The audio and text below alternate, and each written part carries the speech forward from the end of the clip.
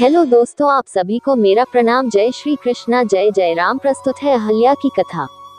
अहल्या की कथा। प्रातःकाल राम और लक्ष्मण ऋषि विश्वामित्र के साथ मिथिलापुरी के वन उपवन आदि देखने के लिए निकले। एक उपवन में उन्होंने एक निर्जन स्थान देखा। राम बोले, गुरुदेव, यह स्थान देखने में तो आश्रम जैसा दिखाई देता है, किंतु क्या कारण है कि यहाँ कोई ऋषि या मुनि दृष्टिगोचर नहीं हो रहे हैं। इस पर विश्वामित्र जी ने कहा, यह स्थान कभी महात्मा गौतम का आश्रम था। वे अपनी पत्नी अहल्या के साथ यहाँ रहकर तपस्या करते थे। एक दिन गौतम ऋषि की अनुपस्थिति में इंद्र ने गौतम के वेश में आकर अहल्या से प्रणय याचना की। यद्यपि अहल्या ने इंद्र को पहचान लिया था, तो भी यह सोचकर कि मैं इतनी सौंदर्यशाली हूँ कि देवराज इंद्र स्वयं मुझसे प्रणय याचना कर रहे हैं, अपनी स्वीकृति दे दी।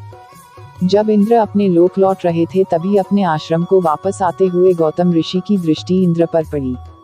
उस समय इंद्र उन्हीं का वेश धारण किए हुए था। तत्काल वे सब कुछ समझ गए और उन्होंने इंद्र को शाप दे दिया। इसके बाद उन्होंने अपनी पत्नी को शाप दिया कि रे दुराचारिणी, तू हजारों वर्ष तक केवल हवा पीकर कष्ट उठाती हुई यहाँ राख में पड़ी रहे। जब राम इस वन में प्रवेश करेंगे, तभी उनकी कृपा से तेरा उद्धार होगा। तभी तू अपना पूर्ण शरीर धारण करके मेरे पास आ सकेगी। यह कहकर गौतम ऋषि इस आश्रम को छोड़कर हिमालय पर जाकर तपस्या करने चले गए। अतः हे राम, अब तुम आश्रम के अंदर जाकर अहल्या का उद्धार करो। विश्वामित्र जी की आज्ञा पाकर वे दोनों भाई आश्रम के भीतर प्रविष्ट हुए। वहां तपस्यारत अहल्या कहीं दिखाई नहीं दे रही थी, केवल उसका तेज संपूर्ण वातावरण में व्याप्त हो रहा था। जब अहल्या की दृष्टि राम पर पड़ी, तो उनके पवित्र दर्शन पाकर वह एक बार फिर सुंदर नारी के रूप में दिखाई देने लगी।